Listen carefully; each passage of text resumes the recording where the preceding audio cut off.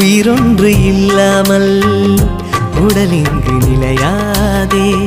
உயிர் என்ன பொருள் என்று அலைப்பாய்ந்து திரியாதே. வாழ்க்கையின் வேர்களோ மிக ரகசியமானது.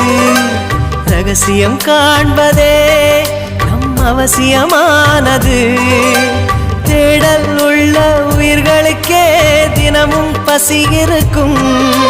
தேடல் என்பது உள்ளவரை வாழ்வில் ருசி இருக்கும்.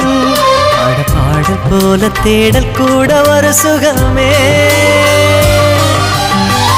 இசை பாடி வரும் இளம் காற்றுக்கு உருவமில்லை. காற்றலை இல்லை என்றால் ஒரு பாட்டொலி கேட்பதில்லை.